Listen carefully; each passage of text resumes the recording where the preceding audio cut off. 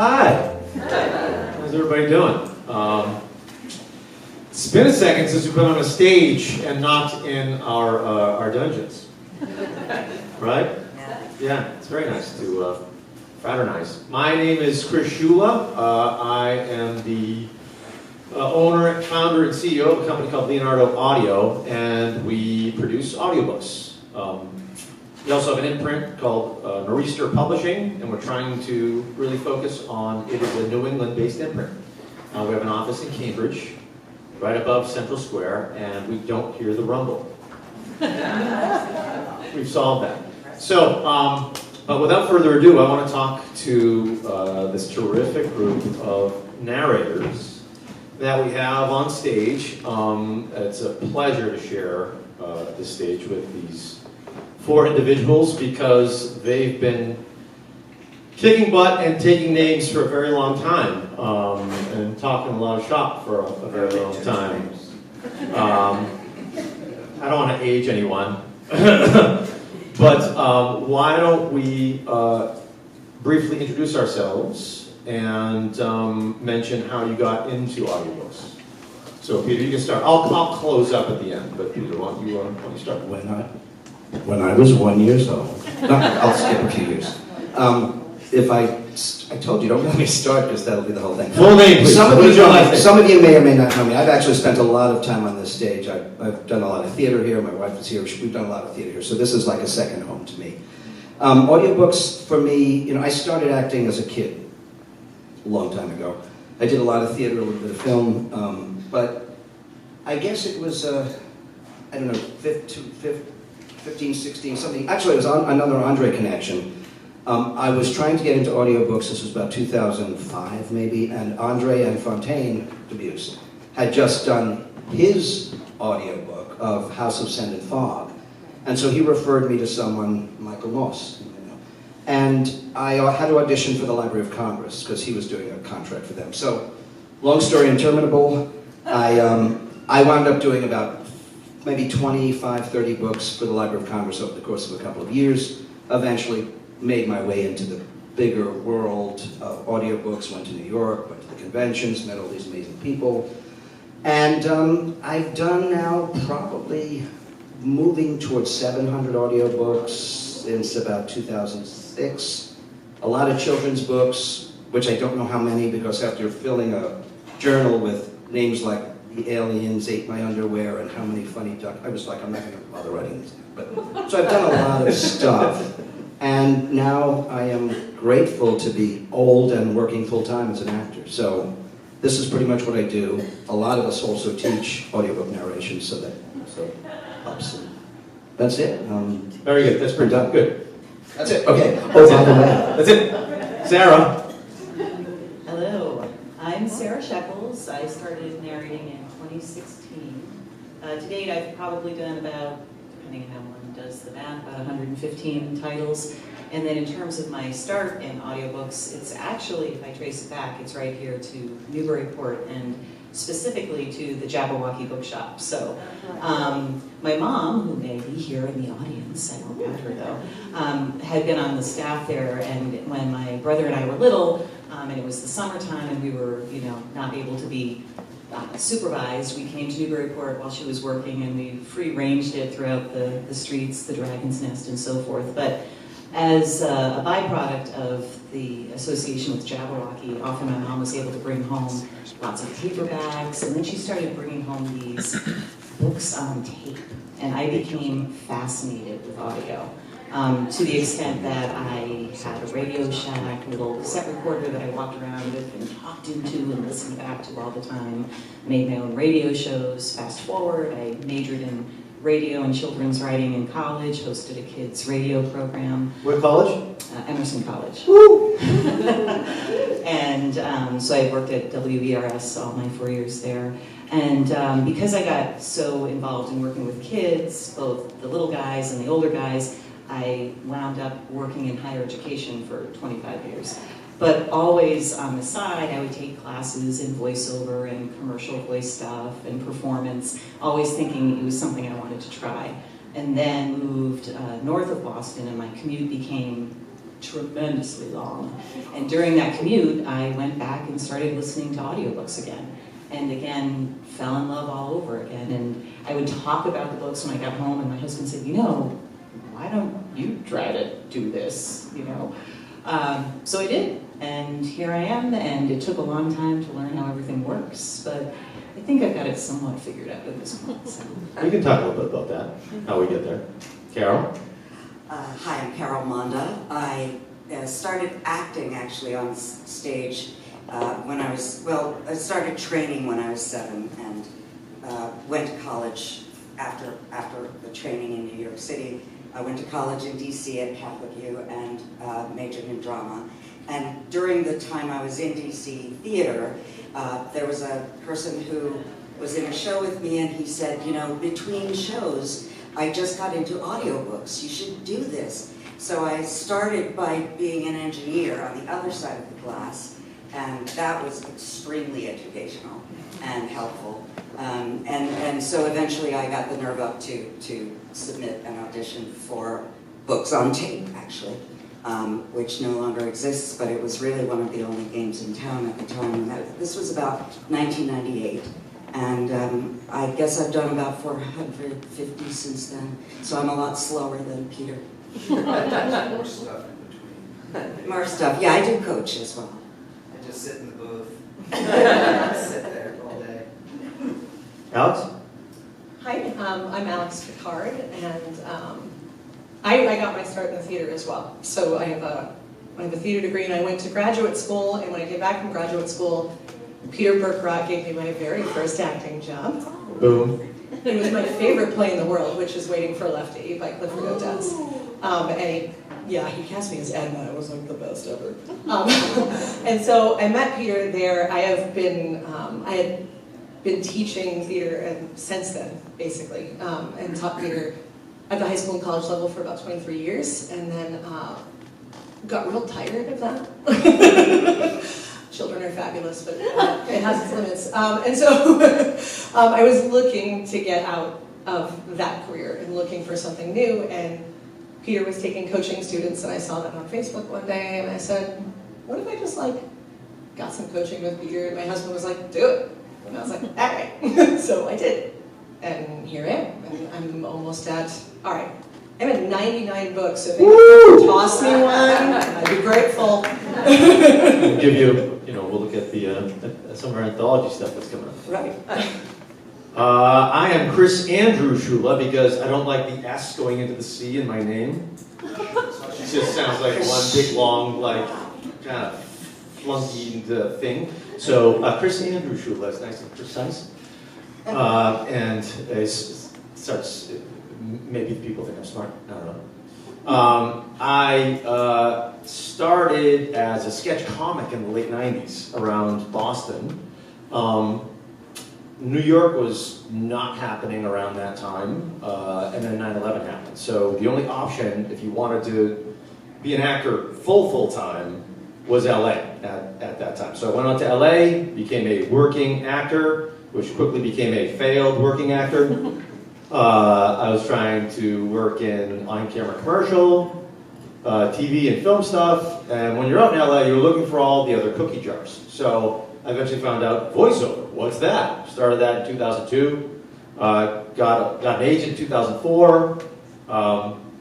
But then I still wasn't having enough years to get have my health insurance paid by the union or have pension years. So I was in a Barnes & Noble in 2009 in Woodland Hills, California in July. It was about 135 degrees outside, so I had set up a cot in the back. As I was walking through one of the aisles, I saw on a shelf this square box, and I said, "There's no pages in that."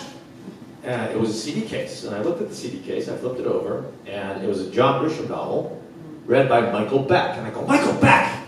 He was Swan and the Warriors. He was in Xanadu with Olivia Newton-John, and then hasn't worked in 20 years. He was reading audiobooks, and that's how he was making a living. So that was the first thing that made me think about audiobooks.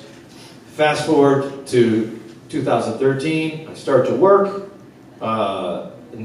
no one tells me I'm screaming instead of performing and being. And finally someone tells me to be quiet in early 2016. And since then I've narrated 70 books a year, and I'll be narrating book like number 552 pretty soon. So, this is about being quiet. This is about, understanding that you are one person who we're talking to with an earbud in your ear. That's the medium. We need to perform understanding that. I wish we could be on a stage like this, making sure that the person all the way up there can hear my quietest stuff, but that's not what this is. This is intimate. It really is just us being pals. Being close. Wow, our special genres. Start with you, Sarah. What kind of genres do you like to narrate? So the ones that I love to narrate are magical realism and memoir and literary fiction. The ones I'm cast in are a lot of nonfiction, particularly academic in nature.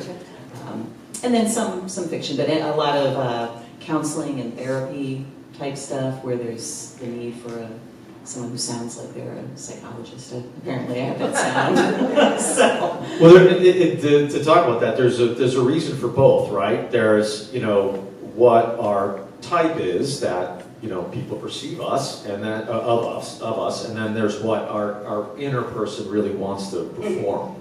And sometimes those things match up wonderfully, and sometimes it takes a while to convince everybody else that we could be that thing, right? How about you, Alex? My favorite to narrate are thrillers. I like a little horror. Women's fiction, anything with some good humor in it. I tend to get cast in thrillers, which is nice.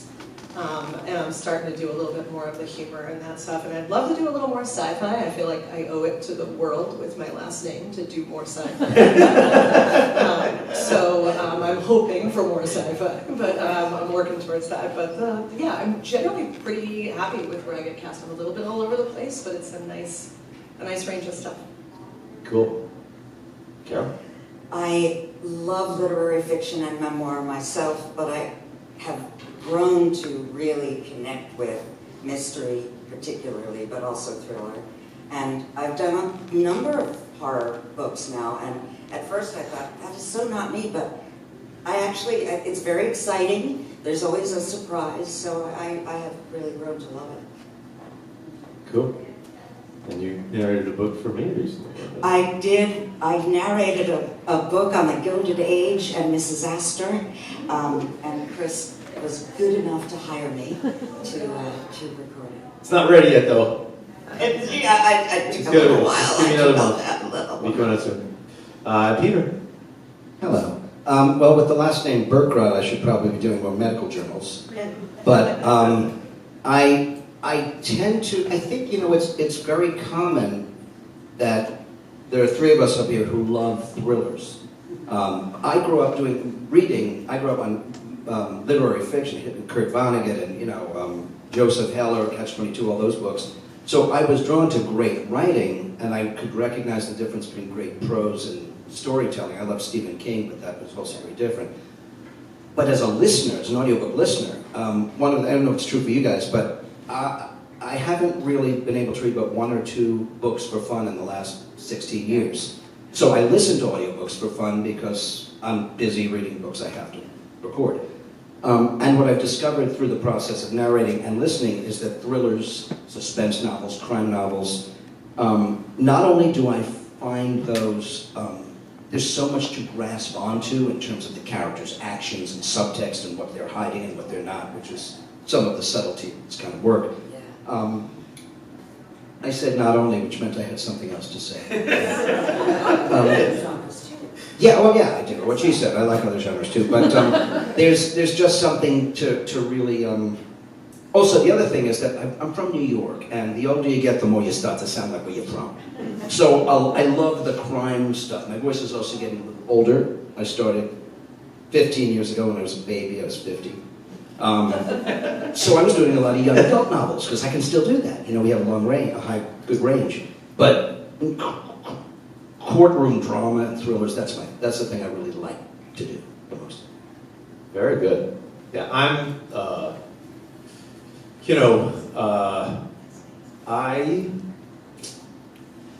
when I was in LA, as an actor, my jobs were, I was the head of the door at the largest nightclub in LA. And I was the head boxing trainer at Crunch's flagship.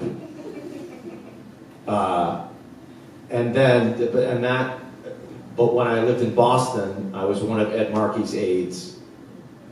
So that's a bit of a dichotomy, which allows me a lot of, and I was a sketch comic. So the variety, I enjoy the ability to bring variety, and I'm a mimic, like a voice impressionist. So all these people that I've met are shells of potential characters, and now it's my job to make them real. Especially depending on the genre. All that stuff isn't comedy. Most of the stuff we're doing is grounded and completely in reality. So, but I on that note, I've never been able, in any of the performance stuff that I've done, including audiobooks, it's hard to brand me. It's very hard to brand me. I remember going into rooms in LA and being my agent would go, oh, there's a commercial audition for Italian guys. And I'd go into that room, and I'm the least looking Italian guy in the room by miles. And it's a lot of the same thing in audiobooks. You want to be that other thing, and we have so many people that cast us. Penguin Random House, 20, 21 people in their casting department. Each one can individually cast us in a book, and each one of those people thinks something different of us. Like, we try to brand ourselves, but they're like, you know what, why don't I put you in that? And that's kind of how our industry works, and that's fine. It gives a lot of variety. But I'm a crime fiction, visceral actor. So when this stuff is rough, I don't mind it. I don't mind it. But when it's nice, I can read that too. Let's talk a little bit about our prep. So, when we narrate books, we never just narrate the book. We always, I should say 99% of the time, we read the book before we read the book. We have to understand the story from soup to nuts to be able to make sure that our full interpretation of the story executes the author's intent. Let's all talk a little bit about that and how we put our own little personal spins into our preps. Peter, talk a little bit about how you prep a book. Well, the thing that what we do is we tell stories. As Chris said, it's very intimate. We have to, for me,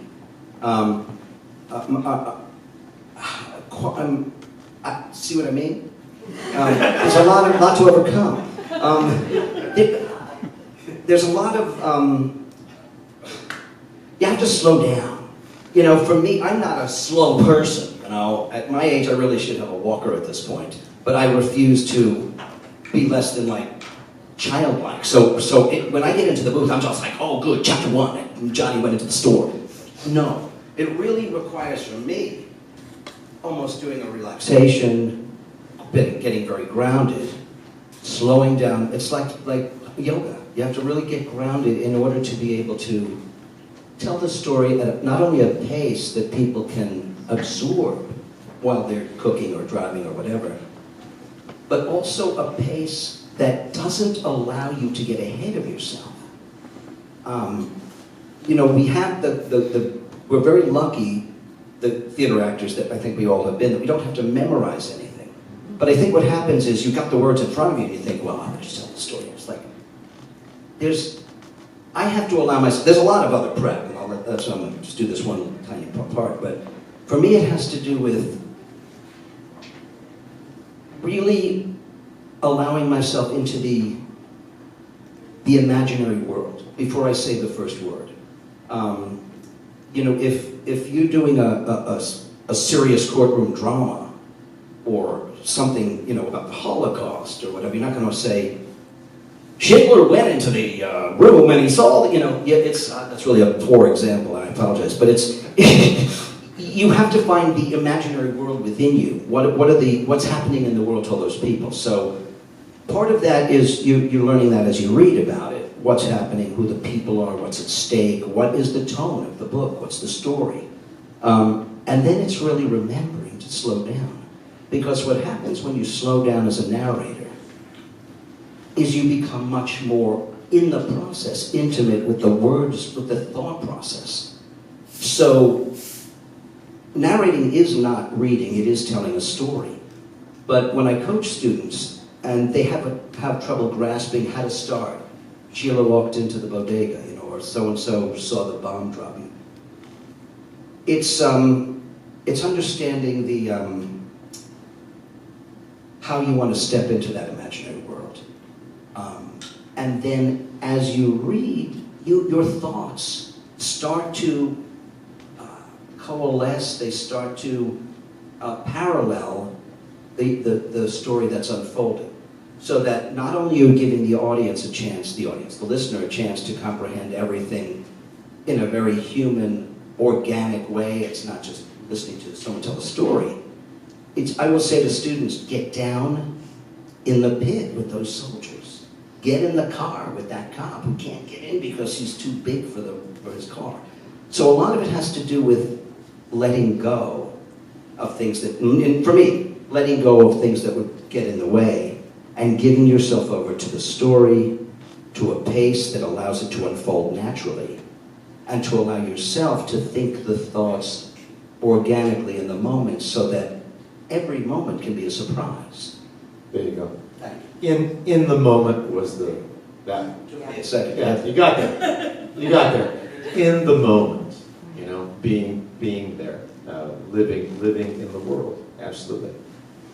Carol, can you comment a little bit about say whatever point you were gonna say, but then lead into characters. When we get characters, how to deal with that three-dimensionality. Okay, that's a favorite of mine actually. But so I prep in two main ways. Of course, I read the book, but I take it from the textual, including subtext standpoint, and that involves a lot of marking for me anyway. It's a little extended. A lot of people don't need to do this, but you know, the author speaking less and less, but generally speaking, is writing still for the eye, not the ear. And so I have to add commas or take commas away, or change a period to a semicolon or a colon or an ellipsis, something like this that will keep it buoyant and less choppy than sometimes it might be if you really read. My mother was a great cook. I remember when she cooked lasagna. Two standalone, perfectly, you know, state the facts sentences. But if you add an ellipsis, my mother was a great cook. I remember when she cooked lasagna. Suddenly, it feels more real. It gets into the, you know, what's going on in that person's brain. How are they moving from one sentence to another, and how is that developing? The other part that I work on is character development, and that's a combination of things. I'll read the book and make notes about, you know, what does the author say about the character? Where are they from? How old are they? What do they do for a living? What, if anything, is said about their fears, their desires, their, you know, dreams?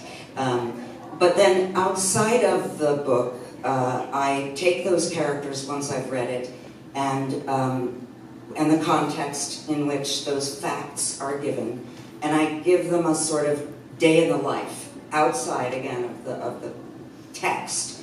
And so I start with their morning in my mind. It's a self-guided imagery sort of thing, and I just try to think about what happens when they wake up. Are they really excited to get up, or do they want to throw the alarm clock? And I go through the day as vividly as I can. If they work, what do they do? Is their office clean or is it a mess? Is it not an office? Do they garden? And if so, what are they growing? What kinds of gardening clothing are they wearing? And tools are they using? That sort of thing. And even to the end of the day, you know, if they're reading a book, what's the book? If they're making dinner, what are they making? And when they eat, is it sloppy or do they have a cloth napkin? And you know, or are they on their iPhone? Just you know, so that's generally the way I get into character, and that combines with the text, and so hopefully brings that person into life rather than on the page only. So out of the Meisner, Adler, Hagen, Strasberg, Chekhov, Tributaries-off, Stanislavski, which one is that from? Hagen always spoke to me. So like, it sounded like that to me, because we can take there's something called the 9 questions, and you can take the 9 questions and apply it to anybody in that book. Anybody. Yeah. And you can go as deep as you want into all of those 9 questions to create, you know, that reality in that imaginary circumstance. But all these characters don't know they're fake. All these characters believe they're real. So, you know, we can do as much as we can. Now, we'd love to do that for every character, but time is money in audiobooks. So, we do our best. Alex, can you talk a little bit about when we get an assignment from a publisher, the potential communication with the author when we're allowed to, or sometimes we're not allowed to, how to basically get, when we prep, we have those questions, how do we get those questions answered, how do we deal with it in the different circumstances? Yeah, and that can vary from publisher to publisher. You know, some of them do not want you talking to that author at all. You know, and some will connect you with the author and say you can talk to each other, you just have to CC us on any communication so that we can stay in the loop on any choices that are being made. But typically, you know, I send in an audition, I wait to hear. If I hear back some good news, you know, author picked you, yay. From there, I will start to do my prep, and then I will have a list of questions once I've read the text, right? Maybe I'll have questions about characters, or something that happens, or maybe there's a string of words in a fantasy that have been absolutely made up, and I have no idea how to pronounce them.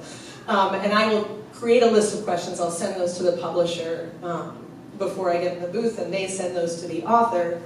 Author answers the question, sends it to the publisher sends it back to me. So there's a lot of like, it can be kind of messy, and if you're on a last-minute book that they gave you at the last, and you need answers now, you're waiting for that process to happen. And then there are others that are just like, you talk directly, go ahead, just CC us, so that we know what you're up to. You know, I'm going to be working on a sci-fi, actually, getting there, by Sharon Lee, and it's actually one of Sharon Lee and Steve Miller's books together, but they, her husband passed last year and he was in charge of pronunciations, and so when I was emailing, that's not funny, but like, no, sorry. Anyway, so the funny part is that when I emailed her, you know, and CC'd the producer and said, I need to figure out how to pronounce this stuff, she goes, oh, I was not in charge of that. And so she doesn't know how to give that to me. So we kind of came up with a new system, you know, so I'm gonna make guesses. We're gonna get on a Zoom call. She's gonna tell me what it sounds like. I'm gonna write it down phonetically for myself. Top of that, so the author gets what they want, producer gets what they want, you get done the way you want to do it. And when you are able to talk to the author, is it the same process?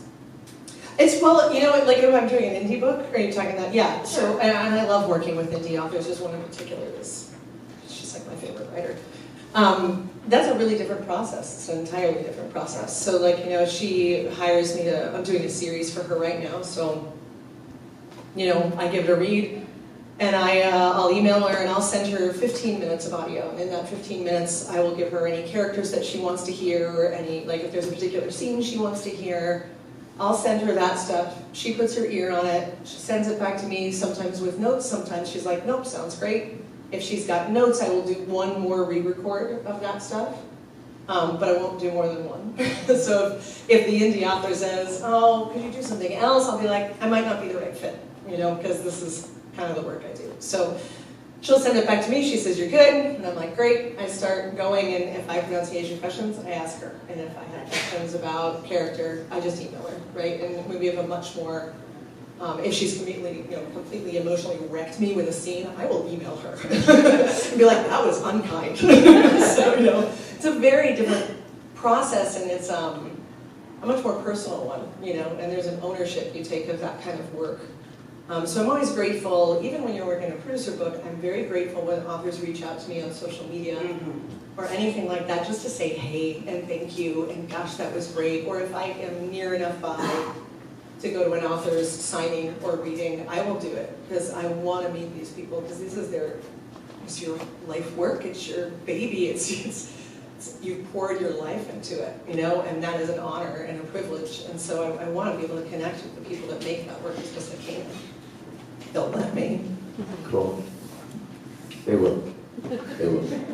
I want to mention that, when we get our assignments from publishers, we aren't allowed to contact the author right away. We've got to go through our producer in order to, if a question does come up, and they act as the go-between.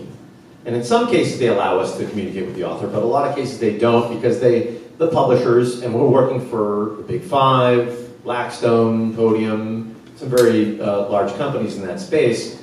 A lot of it is because of control. They want to keep all that controls, which is fine. But sometimes you get in trouble if you're following somebody on Instagram and they see your name and they're like, oh, you're my narrator. And I'm like, oh, no. Oh, they're gonna, and then they start to communicate with you and you can't not say hello.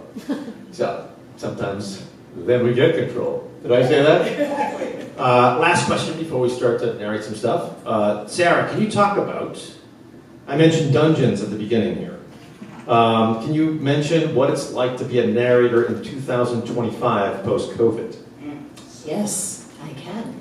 So we record in what we term sound booths, and some of us have a commercial sound booth that was built by a company, and we record in there.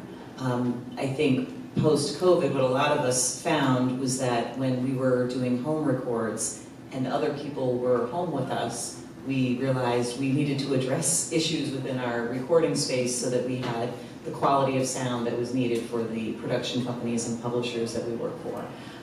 Some of us, myself included, record in what's called like a blanket booth. So I used a corner of my office space, had soundproof foam from the ceiling to the floor, really thick carpeting, and then soundproof blankets that were on a curtain rod above me so that I could swish them back and forth and had all my recording equipment in there. So the spaces that we record in are very dungeon-like. They're very small. The sound has to pass the muster of the production companies and publishers that we're working for. It can be somewhat isolating. We're doing full-on production and acting within these teeny tiny spaces. And you need to have proper ventilation. That's another thing. You can get pretty lightheaded when you're working in a really sound-tight area. CO2 buildup. Yes. And the CO2 monitors, if you have them, they can start beeping, and if you're doing a thriller, it's like, ah! All right. So I'm looking at that timer up there. That's just for the... Just for the talk. Okay. For sure. Okay. Just making sure. Anyone, feel free back there if we have our people to just let us know if I'm going over. Yeah, you're good. Nice. Great. That's cool. I think I see the sign. It says actually you're good. Nice. Okay. Let's close out with let's talk about, mention your either most poignant or your what, when people ask you what's your favorite book in your career, what's that thing that comes to mind? And we've got, we're all people who've done a lot of books here. So, Carol, you start. So tough, but When you say poignant, I think about My Sister's Keeper, Jodi Picoult, and just the heart-wrenching terminal illness, but also sisterhood, siblinghood, but also how there's a scene, I hope not to ruin it, but there's a scene where one of the young women wants to be emancipated, and what that does to the parents, and it's just a heartbreaking thrill ride from beginning to end, and I think that's the one that mostly sticks with me poignantly. But I have to say that I absolutely love doing, like, private eye kinds of things, and mysteries where you have to keep unraveling what's going on. Neat. Sarah? So, certainly we love all of our projects for different reasons, but the one in the most recent past that has stuck with me consistently is literary fiction, new author, first debut novel called The Undercurrent. The author's name is Sarah Sawyer, and it is a beautiful, dark, sad, lyrical book. And from the first line, when I was pre-reading it, I kept forgetting that it was a project. I was just so sucked into the story and the beauty of the words. And the one thing when I'm trying to describe it to other people is I say the words felt so good in my mouth. I could feel the flowers moving in the wind in the field, the way that she described it, and the sad tragedy part of the book was, again, just beautifully written. So it was one, people wonder if we get emotionally caught up, and Alex mentioned that she did, and that we all do. This was definitely one where I was in tears reading. And that's something that you can, unless you're bawling your eyes out, you can absolutely leave that emotion in the recording because you're feeling it, and it's the experience, and then you're sharing that with the one other person that you're telling the story to. So that's the one that sticks out for me, The Undercurrent. I will mention that every book is Tolstoy when we start. It has to be. Greatest book of all time. Greatest book of all time. Alex? I mean, there is an element of every time I get in the booth, it's my favorite book, right? There are elements of that book that I am just really enjoying, and my poor family has to hear about it in turn. Yeah. Even sentences, I will quote stuff, But the author that I just mentioned, she's actually a local author from the Portsmouth area. Her name is Jacqueline Benson, and I narrated her first series, and now I'm working on her second series. And it's adventure, and it's this series is like The Mummy, but like with Indiana Jones, if Indiana Jones was a suffragette. So I just loved every minute of that. She likes to push the edge of what's allowed in that time period, and the words feel so good in my mouth. She's just a beautiful writer. But I will also mention there's a debut author. Her name is Megan Murphy. She wrote a book called Fake It Like You Mean It. It's a rom-com. I don't do a lot of rom-coms. I was a little surprised when I got this one, but I absolutely fell in love with it because it is a rom-com, but then on the other side of it, it's because she's falling for a male nurse who is taking care of her grandmother who has Alzheimer's. And she handles that subject so beautifully because her grandmother raised her. And there were scenes where I was wrecked, just emotionally wrecked. And then there were scenes where I was laughing so hard I had to stop because nobody was going to be able to understand what I was saying. And if I get to go on that kind of journey and those kind of emotional pivots from moment to moment, that's my favorite. Peter? It's funny what stays with you, because I've been so lucky. Almost 700 books, a lot of, so many things, some beautiful prose and some great humor. But there's two books that have stayed with me, and one of them, it was a 2-book series. It was maybe one of the first things I ever did in 2009 or 10. It was a little young adult novel called Toby Alone, and there was a sequel called Toby and the Secrets of the Tree. And I think despite all the noise in my head, I think I'm very moved by simple things. an allegory, something simple that isn't complex. There's something about the story. It's really a social, like every really great young adult novel, there's something behind it. And in this particular book, it was about people about this big who lived in a massive tree that they thought was the universe. And it starts off in that beautiful, it's very magical, but it's dark in that there's a character you might recognize from history today who is disgusting. He might be a weevil or something, but he takes over parts of the tree and he locks up the most intelligent people up in this bird's nest. So you get a lot of reality through the most simple, beautiful stuff. So that to me was, if you've got young people in your life, the author's name was Timothy de Fombelle, who's French, obviously, and he was a playwright, so it was translated. So those two books were magnificent, and the only other one I have to mention, because it was my mother's favorite book, and I'm the world's hugest mama's boy, was a book called Unholy Night, which was so irreverent, which you heard. I love when you can be dark and still be hilarious. It was about, it was written by Seth Graham Smith, who also wrote Abraham Lincoln Vampire Hunter. So he would take genres and twist them into something else. This was basically the baby Jesus. But at the beginning of the book, three wise guys change clothes with the three wise men. The three wise men get hanged, and the three wise guys take off. And throughout the whole book, every time something happens, someone's like, something about that baby. And it also gets very sad, and it's beautiful. It's called Unholy Night, and it's beautiful. It stayed with me for 15 years. So that's me. I'll be very brief.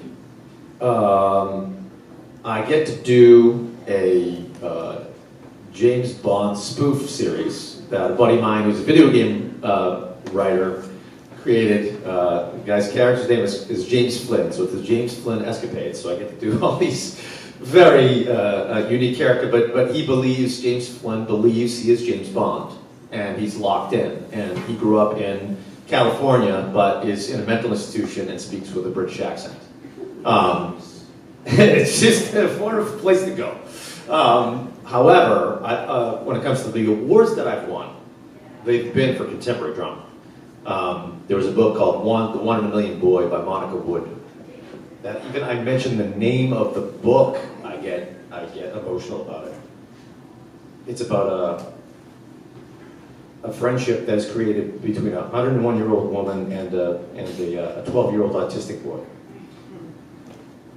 Breathtaking. And then there was another book called Census by Jesse Ball, which is about a father and son that they go on a journey across a certain landscape, and it's a nondescript time, but the father is dying. And he has to hand his son up at the end. So even, this is an example, like, when it's like that, we have to control ourselves in the booth. And we have to get to a point where it's an actual story that we can tell. And some of that has to be in there, but it can't be as much as I just gave. So it's such a great medium to be able to live in. But those are two wonderful books to be able to, all that stuff. You can allow that out as the character. I've cried every time a dog dies in my book. I get very angry at the author. But you can't cry as the narrator. No. There's like a big difference between Sarah. My poor dog, he said, and my poor dog, he said, because you have to still keep it clean. Yes. And separate the narrator from the characters. All right, so why don't we have our narrators announce the actual title and author before we start? All right, so now we are into the performance portion. This is a poem. This is from Helen of Troy, 1993, Poems by Maria Zacola. The title is Helen of Troy Feuds with the Neighborhood. If you never owned a bone-sharp biography, I don't want to hear it. If you didn't slide from the house at night to roll four-wheelers out the shed, if you didn't catch branches on your cheeks and flip the beast in a mud rut, go down yelling, come up laughing. If you didn't roar the woods with star-loved brothers, with blood-weight sister, squinting through pine dirt, through cobweb, through creatures with fur that explode into wings, through devils with fins that grow legs and run, through boys who become brutes and become boys again, through girls who die and stay that way. If you didn't see a swan become a wolf, if you didn't see a wolf clamp teeth around a swan, if you didn't go away and come back again, Helen, Judas, Helen, stranger, Trojan Helen, Helen of the outside. If you didn't limp your way home, dark house, door sealed tight, all the street with eyes sewn shut, I don't want to hear it. I want you silent. I want you listening to me. And this is another short piece which I have to do, and those who know me will understand why. Again, from Helen of Troy, 1993, Poems by Maria Ziccola. The title of this is Helen of Troy cranks the volume on Like a Prayer in the ballet studio parking lot. Listen, Madonna, he's worth it. Like a box of hot Krispy Kremes is worth it. 6 glazed cavity grenades pounded in the 8 minutes it takes the kid to finish gabbing with her dance class kill squad and sling her way into my passenger seat. And no, she won't take a jam-filled anything because her plie overlord says it's time to lose the baby fat, baby girl.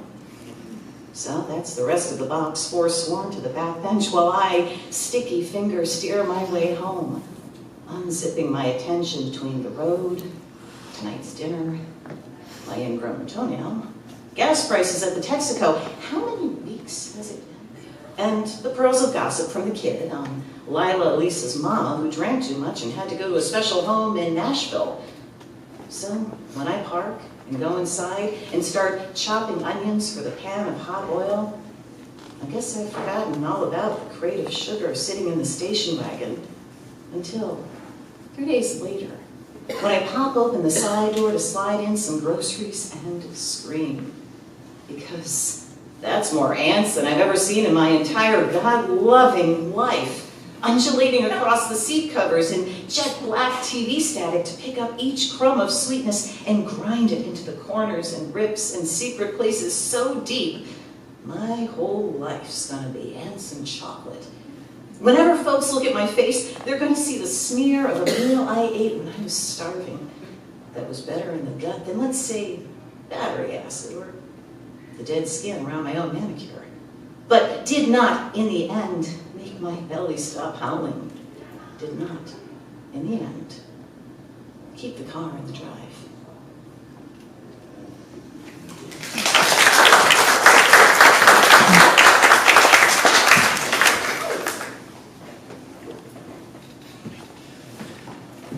Peter Burkrow.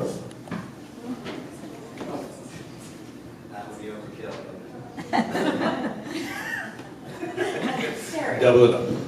I had a wonderful surprise this week when we found out that one of the readings was going to be from The Great Gatsby, and I said, oh, I got to do that. I love F. Scott Fitzgerald. And then I realized I never read The Great Gatsby, so I started it yesterday, and I'm up to chapter 3, and it's really very good. But apparently this was chosen because it's Gatsby's 100th birthday, and of course, I didn't get him a card.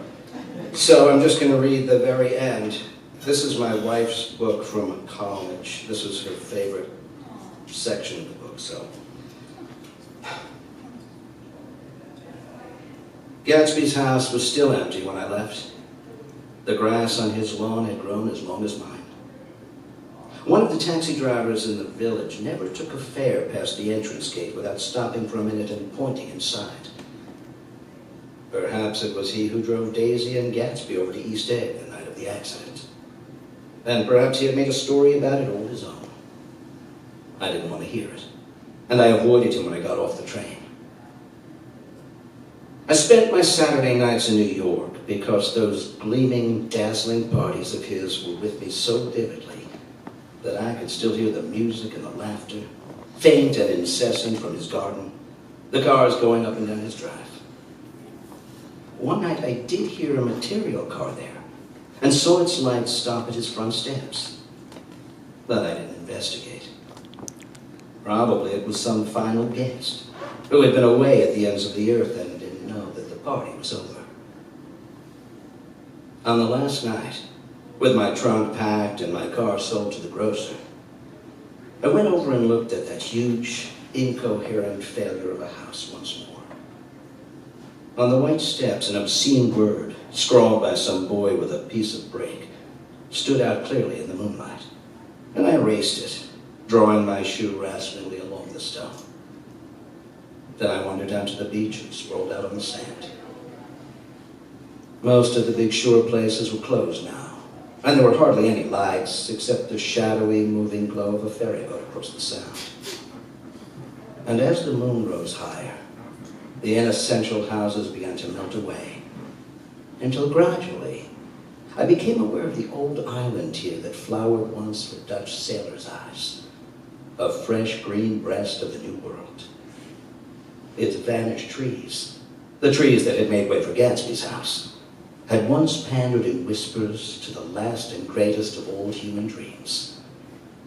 For a transitory, enchanted moment, man must have held his breath in the presence of this continent, compelled into an aesthetic contemplation he neither understood nor desired. Face to face for the last time in history, with something commensurate to his capacity for wonder. And as I sat there brooding on the old, unknown world, I thought of Gatsby's wonder when he first picked out the green light at the end of Daisy's dock. He had come a long way to this blue lawn, and his dream must have seemed so close that he could hardly fail to grasp it. He did not know that it was already behind him, somewhere back in that vast obscurity beyond the city, where the dark fields of the Republic rolled on under the night. Gatsby believed in the green light, the orgiastic future that year by year recedes before us. It eluded us then, but that's no matter. Tomorrow we will run faster, stretch out our arms farther, and one fine morning. And so we beat on, boats against the current, borne back ceaselessly into the past.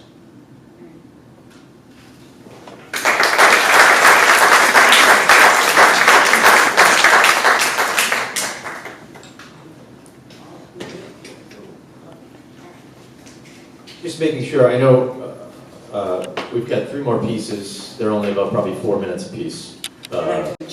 Justin, we should have time for that. We were planning for probably 70 minutes and then 5 minutes of Q&A. Is that okay? You good? Yeah. We good. All right. I'll just try to start a little later in the text, just for time's sake. This is called, oh my God, the mansion. This is called Mansion House, Meg Mitchell Moore. It's also sort of a modern take on Gatsby.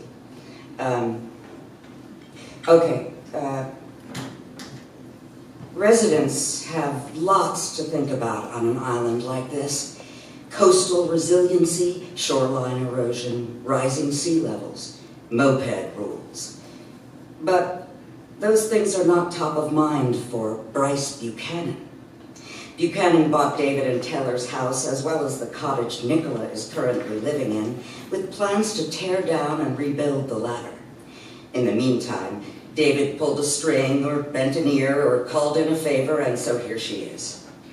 The cottage has basic furnishings, these two will go when the cottage does, and a simple set of kitchenware, all of which suits Nicola perfectly, because aside from the patio furniture and a bed, what more does she need? Happenstance, a breakup, and a dramatic career change have brought Nicola to this place. She recently started a job as an intern for the Block Island Maritime Institute, making her, she's pretty sure at 29, the oldest intern in the history of the world. She tries not to think about this most days. Some days she can think of nothing else. She also tries not to think about the law degree she's no longer using, the live-in boyfriend with whom she's no longer living, and the school loan payments she's no longer making, except for the very barest minimum to keep her out of the fault. She tries not to think about the day she told Zachary she was moving out. She tries instead to think about how close she is living to the ocean, and how if she plays her cards right, she'll never have to put on business clothes ever again. She thinks about the seals that gather at the north end of the island, and she thinks about how, if you really look at them, they seem to be looking back at you, as if they're about to ask a philosophical question, or relate to you the secret of the universe, as if they can see into the very center of your soul. Nicola comes from a loud, boisterous family in Minnesota where she never got to visit the ocean or watch seals. She grew up with 3 older sisters, the 4 of them born over a span of 6 years. They were the kind who barged in on each other in the bathroom without compunction and shared jeans and nail polish and gossip. After the first party here, she's irritable. After the second, she's bleary throughout the workday. During the third party, just after midnight, the last straw bends, then breaks the back of the proverbial camel. That's it, she mutters to nobody. She switches on the bedside lamp, rises from her bed, removes her statement t-shirt, a polar bear sweating on a tiny iceberg with the words, "Not cool," above. Dons a bra, and then puts the polar bear shirt back on. She turns on the light on her phone to guide her across the grass, already dew-kissed, and to the house next door. As it turns out, she doesn't need the phone. Holy hell, the lights from the house are more than plenty. The house is lit up like a house where every single light is on.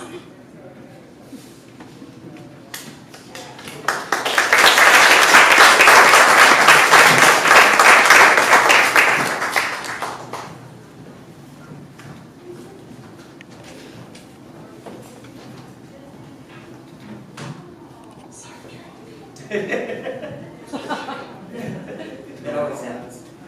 Very tall right now. This is from In the Merrimack Valley, a Farm Trilogy by Jane Brox. Horsemen pass by, I used to whisper, as the sirens made their long way down the road from the center of town. Now, 1, 2, 3, 4, 5, 6, 7, gone out of a generation. My father, both his sisters, 4 of his 6 brothers.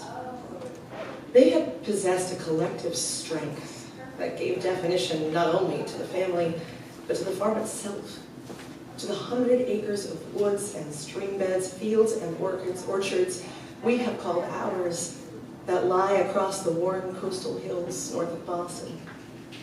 I know time itself helped to establish a sense of security, time in place, time in a generation's fidelity to each other. Even as 6 of the brothers married and moved on and the care of the farm passed to my own father, there was a particular bond among all these siblings that lasted their entire lives. In their later, quieter years, though the farmhouse was no longer the gathering place for the extended family and holidays, all on at a table by the kitchen window, exchanging the news of the family of the day. I can still see him there, bent over the local paper, talking with his sister, Bertha. And no one in the family lives in the old farmhouse anymore, maybe the strangest thing about all these passings. For almost 100 years, its 19th century forthrightness had been in our center. It had so worked into our imaginations that more frequently than I look at any of the pictures of my ancestors, I contemplate the 1901 photograph of the farmhouse with its linkage of buildings, summer kitchen, carriage house, barn. As I study the blades of the windmill, a windmill above the roofline, and imagine the silo just out of the frame, the world appears sturdy against a backdrop of sober daylight. A patient horse is swaddled in ropes and harnesses. Men and women look up from their work in the muddy yard. However it is in some other world, their uncomplaining gazes seem to say, I know this is the way in ours. Farming in New England was already in decline, with woods growing up on long cleared lands as the mill cities and prospects to the west pulled people away from this countryside. But it was still the common life, wide open under a big sky, and one farm's holdings adjoined to those of the next, and the next all down the road, pasture and field and orchard, extending as far as the eye could see. Scrawled across the back of my copy of the photograph in my father's hand is Brock's Farm, 1901.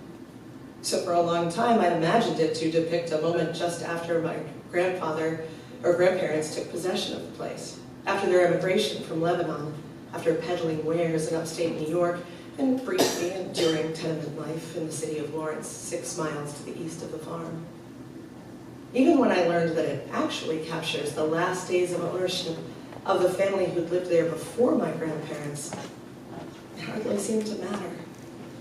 My family had simply taken over a way of life that had been accumulating for centuries, and there was little enough difference between last days and first. In the years after my grandparents came into possession of the farm, the windmill blew down, the silo burned, but one after another child was born, the size of the milk herd increased, and their halting English became more certain. In time, teams of ordinary horses gave way to tractors as the farm steadied into the one I knew, where irises and roses flourished at the fence, full-grown shade trees tossed high above the roof peak in the storms. And my entire extended family, 30, 40 of us, would gather at the farmhouse during the holidays. Aunts, uncles, cousins crowded into the kitchen and dining room. We ate Lebanese kibbeh and stuffed grape leaves. We tore off pieces of Syrian bread to scoop up hummus tahini. The heat chuffed, the warm air was filled with voices. While beyond us, beyond the watery old glass of the farmhouse windows, the world was bright with the stark New England winter.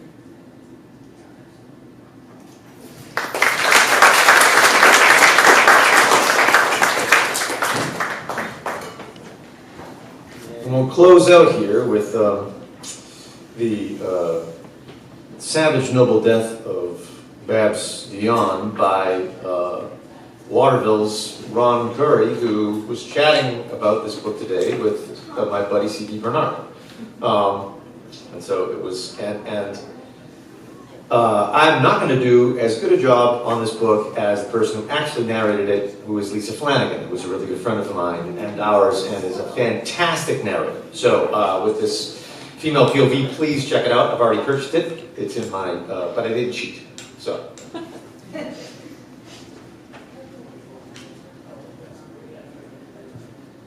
Think of generations as a chain, one link leading to and binding the next, and all of them, even the most distant, forever connected and inseparable.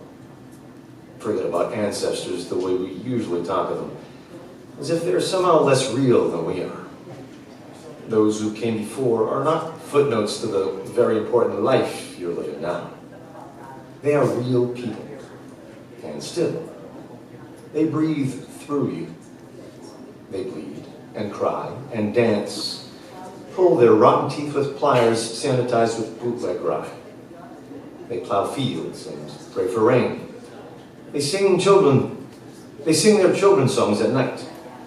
Frère Jacques, dormez-vous. They clutch their sheets in fever. They run great machines that make cloth and paper for the whole world. They fight in wars. They tell lies. They sit awake long after everyone they love has fallen asleep. A hand-rolled cigarette pinched between their fingers, waiting in desperation for first light, eternally. Their ghosts are all around you, clamoring to be seen and heard, like Marley rattling his chains, and like Marley, they have things to teach you. So, think of them all as yourself, a single entity spanning centuries, finding its current but by no means final iteration in you.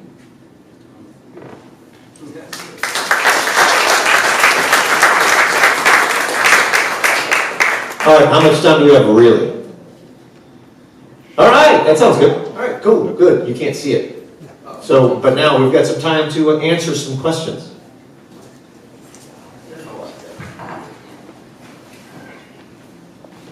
I've got one for you. Talk a little bit about deadlines and architecture. In other words, and how obviously people have trusted you when they cast you. Sure. And they know you.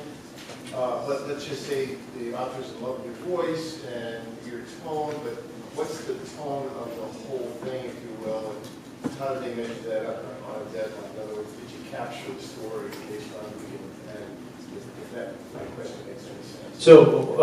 So I can craft it a little better, so I get you a better answer. The deadline is kind of like the back and forth between the author and those who are creating the book for the author. Okay. Is it, or Well, I just mean like, let's just say you're given. we're given a little deadline? Yeah, a little deadline. Yeah. And you're trying to balance your energy level and your story. Okay. And all, you know, how you can kind of connect 200 pages from beginning to end in your sessions and that kind of thing. Sure. So the question is, about how do we address the author's intent, right? In a finite amount of time. It's not a play. We don't have 6 weeks of rehearsal to be able to get into the nitty gritty of all our lines. That's the job. So everyone here, Alex, I think you have the least amount, and you have 100. You know what I mean? So we are, there's a lot of books on this stage, right? And we're all actors, even before we picked up this medium. But whatever medium, whatever category we start to work in, we master we master the output for that medium. We figure out how the best way to take your material and make it into what you want in audio without you even being an audio listener. So a lot of it is trust in us to be able to figure out what you have on the page to be able to get that in audio so that you're happy when that comes. Anyone want to jump in for a little bit of specificity? Yeah, I was just going to say that it can be different if we're doing a home record versus a studio record. We often are self-directed, meaning that we are recording and directing ourselves, doing all of the tech, so that we're running the whole show. So 99.9% of the time, that's how I do my work. So I have to know how to pace myself. I have to know how much my voice can tolerate each day, how much emotionally I can tolerate each day. So every project is different. So if it's a straightforward nonfiction, I know that I can, in 5 hours of recording, with of course taking breaks, that I can get about 2 hours, 2.5 hours of finished audio on a really good day. If it's a really difficult text with lots of new-to-me pronunciations, that's going to take longer. It might take me 2 hours of work to get 15 minutes of audio. I'm going to know that in prepping the book. So I'm going to know this book, I need to really allow myself this amount of time and make these hours my working hours. But in the case of working with a director, we might be in our home studio and patched into a director at a studio elsewhere, like say in New York. And the first time I did that, we were assigned an almost 13-hour book. And they said, okay, you're going to do that between Monday and Wednesday. And I said, what? Usually that takes me like 2 weeks. But we did it because I didn't have to run any of the tech. I just had to show up and perform. And it really was almost one-to-one. So 1 hour of work almost resulted in 1 hour of audio.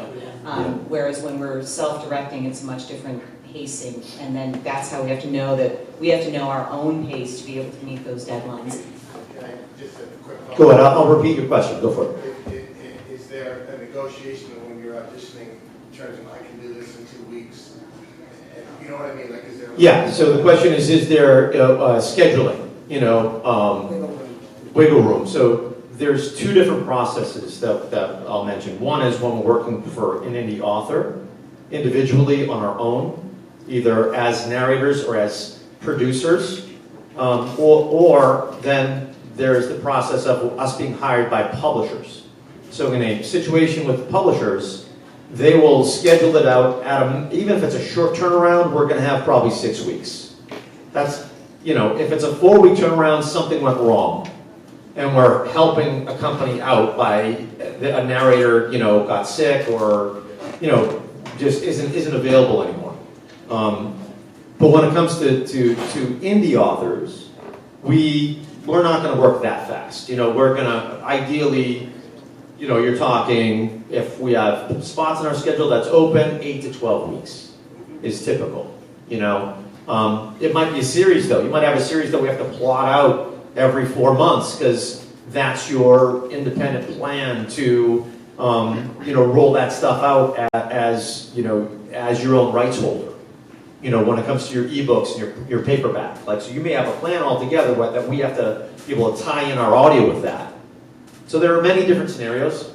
On the other hand, I got a book last week from a company I worked for since 2010, and they'll say sometimes, it's not like theater or film where you go to an audition and obviously we send our stuff in, but once you're established, most of the time, it's almost like I treat it like a few times I've been cast in a film. They cast you because they know what you're doing. They know you know what you're doing. You show up, you do your work, and that's it.